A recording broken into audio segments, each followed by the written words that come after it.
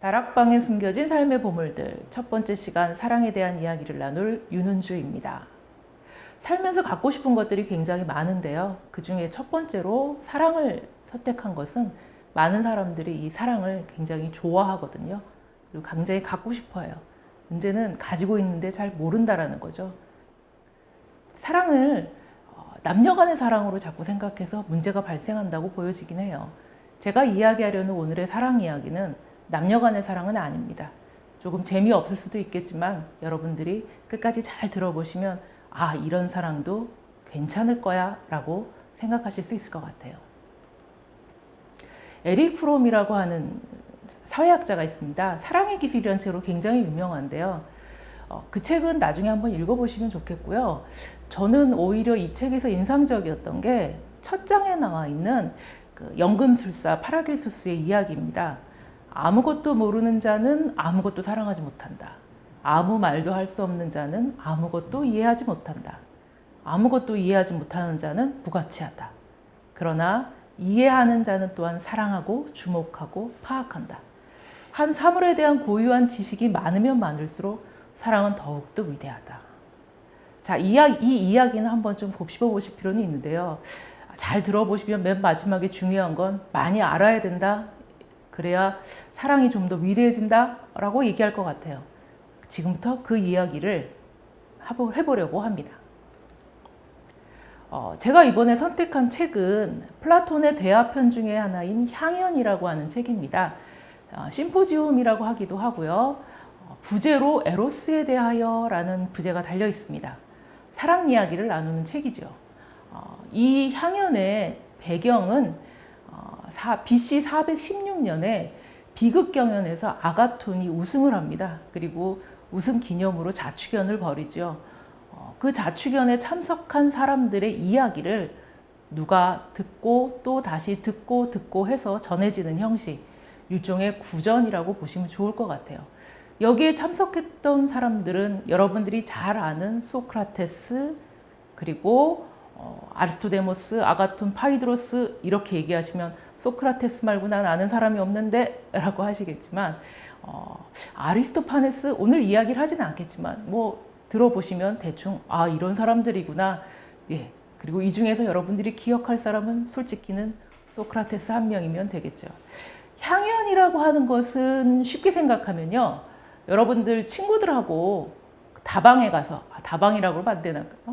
커피숍에 가서 커피 한 잔 마시면서 수다 떠는 거를 생각하시면 딱 그게 향연입니다. 물론 이런저런 생활의 이야기도 하고 연예인 얘기도 하고 영화 얘기도 하고 어제 본 드라마 이야기도 하겠지만 아무래도 뭐 고대 그리스의 철학자들이 나눈 이야기이다 보니 어젯밤에 본 드라마 이야기를 하기는 조금 낯간지러울 것이고 그나마 좀 재밌는 주제를 찾다 보니 에로스에 대한 이야기가 아마 많이 나올 것 같아요. 자, 에로스, 사랑의 신이라고 알려져 있죠. 그 에로스에 대해서 먼저 좀 살펴보고 가도록 할게요. 향연에는 에로스에 대한 이야기들이 주로 다뤄지고 있는데요. 먼저 에로스의 탄생 설화에 대한 이야기를 좀 먼저 나눠보도록 하죠. 굉장히 많은 이야기들이 있는데 그 중에 한 3가지 정도가 가장 대표적인 이야기라고 할 수가 있습니다. 첫 번째가 스스로 태어났다. 최초의 신이다 라는 의미의 에로스예요. 이 이야기. 그 다음 두 번째로는 미의 여신 아프로디테와 전쟁의 신 아레스 사이에서 태어난 자식이다 라는 의미가 있습니다. 문제는 이 아프로디테와 아레스의 관계가 문제인데요. 궁금하시면 조금 이따 이야기를 더 들어보도록 하시죠. 그리고 세 번째가 빈곤과 가난의 여신 페니아와 풍요의 신 포로스 사이에서 태어난 자식이다 라는 겁니다. 사실 이 향연의 핵심적인 내용은 바로 이 세 번째 탄생 설화에 얽혀져 있습니다. 그러면 첫 번째부터 하나씩 짚어보도록 하죠. 파이드로스라고 하는 사람이 이야기를 나누기 시작합니다. 향연이라고 하는 것은 참석자들이 다 한마디씩 돌아가면서 이야기하는 것이거든요. 굉장히 많은 사람들이 이런저런 이야기를 나누는데 제가 이번 강연에서는 3사람의 이야기만을 압축해서 말씀드릴 거예요. 그 중에 한 사람이 바로 파이드로스입니다. 파이드로스의 이야기는 에로스의 탄생 설화 중에 첫 번째, 스스로 태어난 신이라고 하는 것과 연결되어 있습니다. 에로스가 신들 가운데 가장 오래되고 가장 존경받을 만하고 또 살아있든 죽은 후에든 인간들에게 있어서 덕과 행복을 얻는 일과 관련하여 가장 권위 있는 자라고 말이네라고 파이드로스가 이야기를 하거든요. 가장 오래되었다라고 하는 건 첫 번째 신이라는 의미죠. 그만큼 존경받을 만하다라는 뜻이기도 해요. 그러면서 이 존경받을 만한 에로스의 방식을 파이드로스가 얘기하는데 대표적인 게 뭐냐면 바로 소년애라고 하는 겁니다. 소년애를 잘못 생각하시면 동성애라고 생각하실 수 있는데요. 당시 고대에서는 학교가 따로 없었어요. 그래서 선생님과 제자가 홈스쿨링 혹은 과외 이렇게 방식으로 공부를 했었거든요. 그래서 좋은 스승 밑에 좋은 제자가 붙는데 좋은 스승이라는 사람들이 주로 제자들을 뽑을 때 실력이 좋은 제자들도 뽑지만 잘생긴 제자들도 뽑아요. 그래서 잘생기고 능력 있는 제자들을 뽑아서 옆에 두고서 공부도 가르치고 일상생활도 하고 그러다 보니 이런저런 얘기들이 많이 나오는데 그래서 나이 많은 스승이 어린 제자들과 함께 한다. 그리고 이것이 가장 아름다운 삶의 형태다 라고 생각했던 게 바로 그때였던 것 같아요. 대표적인 예 중에 하나가 영화 트로이라고 하는 작품에 나오는 아킬레우스와 파트클로스와 그리고 헥토르 이야기예요. 파트로클로스는 아킬레우스의 사촌이라고 얘기하기도 하고요. 친한 친구라고도 얘기하는데 트로이 전쟁에서 헥토르가 파트로클로스를 죽이죠. 그리고 파트로클로스의 죽음에 너무너무 슬퍼했던 아킬레우스가 헥토르와 긴 전쟁을 벌입니다. 물론 헥토르는 아킬레우스에게 죽임을 당하죠. 이 세 사람의 관계, 죽음까지 불사하는 전쟁을 벌일 만큼의 이것이 바로 소년애라고 하는 건데 이것이야말로 에로스에서 가장 좋은 형태다라고 얘기를 합니다. 여기에는 뭐 여러 가지 얘기가 올 수 있으니까 여러분도 한번 생각해 보면 좋겠는데요. 이 소년애를 이렇게 생각하시면 좋을 것 같아요. 우정 혹은 친애라는 표현으로 보시면 좋겠죠. 자, 두 번째 이야기는 파우사니아스로부터 나옵니다. 에로스의 탄생 설화 중에 두 번째 이야기이기도 한데요. 아프로디테와 아레스 사이에 태어난 자식이다 라는 의미입니다. 아프로디테는 여러분이 잘 아다시피 미의 여신이죠. 그리고 아레스는 전쟁의 신입니다. 문제는 이 아프로디테의 남편이 아레스가 아니라 대장장이 신인 헤파이토스라는 거죠. 화면에 나와 있는 그림을 잘 보시면 제목이 아주 묘하죠. 아프로디테와 아레스의 미래 현장을 급습하는 헤파이토스. 네, 아프로디테가 아레스와 바람이 납니다. 그리고 바람난 사이에 바로 에로스가 태어나게 되죠. 중요한 건 아프로디테가 바람났다라는 게 아니라 우리가 알고 있는 미의 여신이란 아프로디테의 이중성에 대한 부분입니다. 그거를 판데모스 아프로디테, 우라니아 아프로디테라고 하는데요. 판데모스 아프로디테는 범속한 사랑, 육체적 사랑이라고 생각하셔도 좋고요. 일반 사람들의 평범한 사랑이라고 보셔도 좋습니다. 반면에 우라니아 아프로디테는 천상의 사랑입니다. 정신적 사랑이기도 하고 지혜를 사랑하는 철학자들의 모습이기도 합니다. 아프로디테는 이 두 가지 모습을 다 가지고 있었다라는 거예요. 바꿔서 표현하자면 사랑에도 두 가지 모습을 가지고 있다. 이렇게 보시면 될 것 같습니다. 그래서 이렇게 표현할 수 있겠죠. 아름답고 올바르게 행해지면 아름다운 것이 되고 올바르지 않게 행해지면 추한 것이 된다는 말이네. 사랑하는 일도 바로 이러하여 그래서 에로스 일반이 다 아름답다거나 찬미받을 만한 게 아니라 아름답게 사랑하도록 유도하는 에로스만 그러하네. 왜 남이 하면 로맨스고 내가 하면 로맨스고 남이 하면 불륜이다 이렇게 얘기하죠. 가끔 좀 헷갈려요 이게. 아름답게 하려고 한다면 굉장히 아름다워질 수 있는 게 사랑이지만 그렇지 않을 수도 있다는 거예요. 이 모든 것이 어디에서 나오느냐? 에로스로부터 나오는 것이고 그 힘은 바로 에로스의 어머니였던 아프로디테의 모습에서도 등장할 수 있다는 겁니다. 다르게 표현하자면 사랑이란 천상의 사랑처럼 늘 아름답고 순결하고 이런 것만 있는 건 아니란 뜻이기도 해요. 사랑의 다양한 모습을 각자의 방식으로 취하는 것이죠. 다만 그래도 내가 생각했을 때 난 참 아름다운 사랑이었어. 누가 봤을 때, 아, 그 사람 그래도 좀 아름다웠어. 라고 생각할 수 있게끔 해주면 더 낫지 않을까. 그런 생각이 듭니다. 자, 세 번째 이야기는 가장 중요한 이야기이기도 한데요. 에로스의 탄생 설화 중에 페니아와 포로스의 이야기를 제가 얘기를 드렸었죠.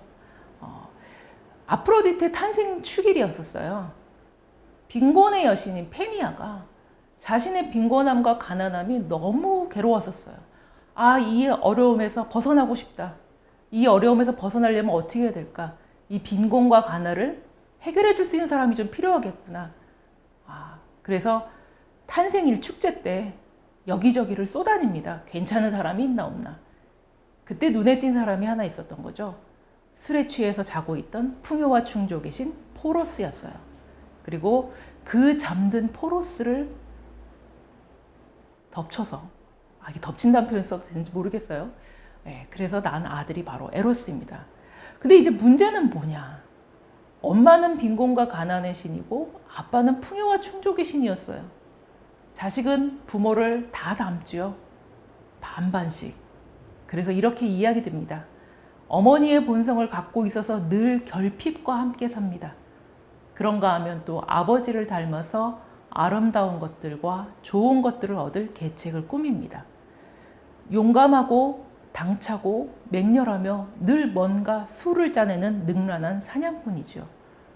분별을 욕망하고 그걸 얻을 기량이 풍부합니다. 전생에 걸쳐 지혜를 사랑하며 능란한 마법사요, 주술사요, 소피스트입니다. 뒤에 말이 좀 어렵기는 해요. 그런데 중요한 건 무엇이냐면 어머니가 갖고 있었던 결핍이라고 하는 것, 그것과 아버지가 갖고 있었던 풍요로움, 좋음, 이 두 가지를 다 갖고 있는 게 바로 에로스라고 하는 겁니다. 그렇게 보면 사랑이라고 하는 것은 사랑하고 있는 동안 굉장히 풍족스럽고 행복하고 즐거운 그런 측면이 있는가 하면 한편으로는 이것이 깨질까봐 불안하고 뭔가 더 채워줄 게 없을까 하고 나의 빈곤함에 괴로워하고 그렇게 하면서 살아가는 거, 이게 바로 사랑이 아닐까 싶기도 하고, 나에게 부족한 것들을 누군가로부터 채워주기, 그리고 내가 가지고 있는 풍족한 것들로 상대를 채워주는 것, 이걸 우리가 사랑이라고 이야기를 한다면은 아마도 이 페니아와 포로스의 이야기가 사랑에 가장 적절하지 않을까라는 생각이 듭니다. 근데 이제 문제는 뭐냐면요, 이 이야기를 소크라테스가 하긴 하는데 자기 얘기가 아니라 디오티마라고 하는 어떤 여인으로부터 이 이야기를 듣게 됩니다. 소크라테스 좀 유명한 설화가 있어요. 자기 얘기는 잘 안 해요. 남의 얘기에 말꼬리를 붙잡고서 왜 그런지를 자꾸 물어가거든요. 그래서 어떤 책에서는 소크라테스 당신은 왜 자기 이야기를 안 합니까? 라고 지인들이 마구 핀잔을 주는 내용도 나옵니다. 자, 여기에서 소크라테스가 이야기하는 바들을 조금 더 생각해 볼게요. 자기가 뭔가를 결여하고 있다고 생각하지 않는 자가 있다면 그는 자기가 결여하고 있다고 생각하지 않는 그것을 욕망하지 않습니다. 도대체 무슨 말일까요? 플라톤의 대화편들이 어려운 이유가 뭐냐면요, 말꼬리 잡는 방식처럼 되어 있어서 도대체 이게 뭔 소리야? 라고 하는 경우들이 좀 많아요. 그런데 의미를 잘 생각해 보면 문구는 조금 어려울 듯 싶으나 아주 일상적인 이야기입니다. 여러분들이 뭔가 관심이 있고 가지고 싶다고 생각하는 대상이 있을 때 그 대상을 잘 생각해 보면 나에게 없는 거예요. 없으니까 관심이 가고 없으니까 채우고 싶은 거죠. 그 중에서 사람들이 가장 채우고 싶어 하는 게 돈이긴 해요. 왜냐, 늘 내 곳간은 비어 있으니까. 돈이 풍족한 사람들은 돈 생각 안 하죠. 근데 이제 돈이라고 얘기하면 아우 무슨 저런 세속적인 이런 표현이라고 얘기를 하기를 해요. 돈이라고 얘기하면 되게 창피한 것 같이 느껴지죠. 근데 사실은 자본주의 사회에서 돈은 되게 중요해요. 근데 우리 이제 돈의 문제는 좀 접어두고 뭔가 나에게 결핍된 게 없을까를 찾아본다라는 거죠. 그래서 그것을 채우기 위해서 애쓰는 것, 그 과정이 바로 사랑이라고 하는 겁니다. 근데 이제 고대 그리스의 철학자들은 그 결핍되어 있는 수많은 것들 중에 가장 최고로 뭘 쳤냐면 지혜라고 하는 것을 칩니다. 그 다음 문장을 한번 제가 읽어볼게요. 지혜는 그야말로 가장 아름다운 것들에 속하는데 에로스는 아름다운 것들에 관한 사랑이죠. 그래서 에로스는 필연적으로 지혜를 사랑하는 자일 수밖에 없고 지혜를 사랑하는 자에게 지혜로운 것과 무지한 것 사이에 있을 수밖에 없습니다. 내가 지혜가 결핍되어 있기 때문에 지혜를 욕구하고 지혜를 사랑하면서 지혜를 채워나가는 거죠. 다만 문제는 지혜란 완전하게 100% 충족되지 않는, 충전되지 않는 거라는 게 사실 문제죠. 아마도 영원히 죽을 때까지 지혜를 사랑하면서 살아가지 않을까라는 생각이 듭니다. 소크라테스는 디오티마의 이야기를 통해서 그럴듯하다라고 생각한 거예요. 내가 지혜를 사랑하기는 하는데 왜 지혜를 사랑했었을까? 라고 생각해 보니 지혜가 나한테 부족했기 때문이다 라고 하는 겁니다. 여기에는 여러분들이 아주 잘 아는 이야기가 하나 덧붙여지죠. 소크라테스가 한 이야기라고 전해지는 너 자신을 알라라고 하는 말이에요. 너 자신을 알라라는 말은 사실 소크라테스가 한 이야기는 아니고요. 소크라테스가 자주 찾는 신전에 붙어있던 명언입니다. 도대체 어떻게 나를 알까? 무엇을 안다라고 하면 내가 나를 아는 것이 될까? 소크라테스는 그걸 굉장히 고민했었어요. 그리고 나서 마지막으로 내린 결론이 이거였었죠.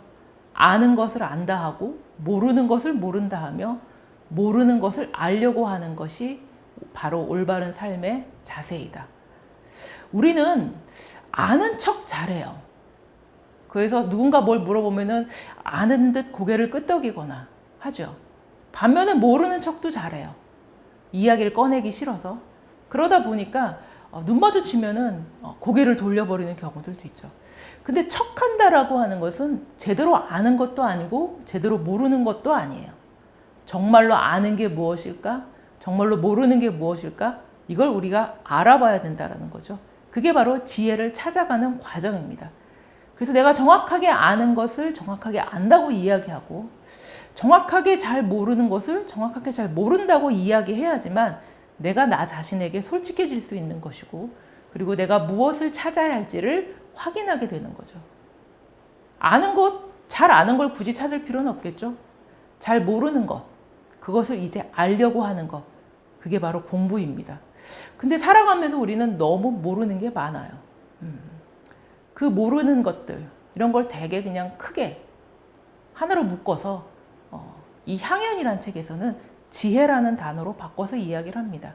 가장 아름다운 것이고 모든 사람들이 갖고자 하는 것이고 그래서 지혜를 사랑하는 것이야말로 가장 좋은 것이다 라고 이야기를 하는 거죠. 제가 왜 이 이야기를 하느냐면은 여기에서 바로 철학이라고 하는 이야기가 나오기 때문입니다.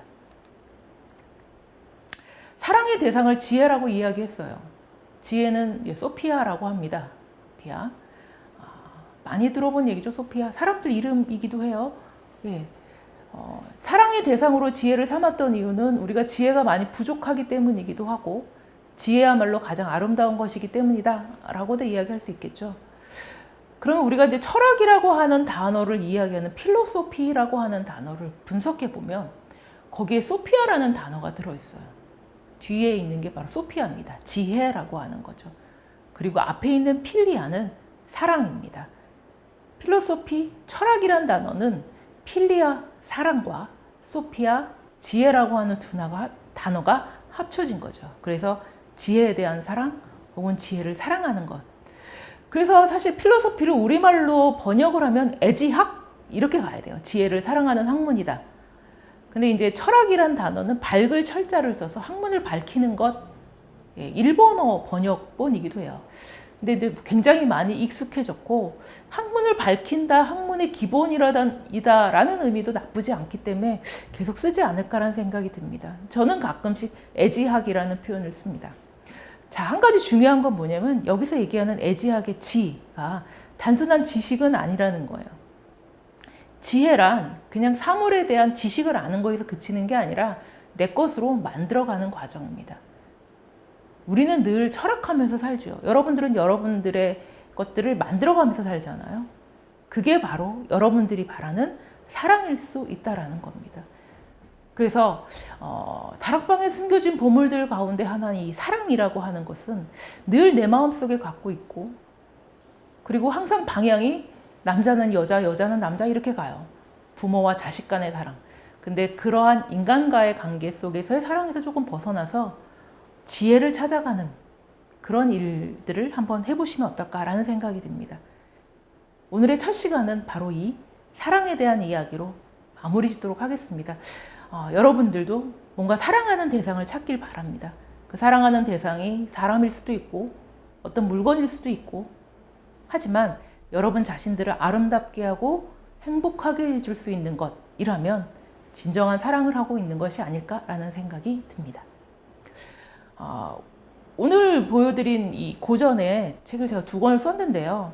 사실 향연이라는 책은 굉장히 많은 번역본이 있습니다. 제가 굳이 이제 이 책을 선택한 거는 직접 전공하시는 분이 원어를 옮긴 것이라서 해놨고요. 에릭 프롬의 사랑의 기술은 뭐 많이들 읽히는 책이니까 2권 다 한번 읽어보시면 좋겠다라는 생각이 듭니다. 자, 오늘 여러분들에게 사랑하는 방법을 제대로 알려드린 것 같지는 않지만 사랑이 이런 것도 있다라는 걸 한번 생각해보는 시간이 되었으면 좋겠습니다. 자, 오늘의 강연은 여기서 마치도록 하겠습니다. 감사합니다.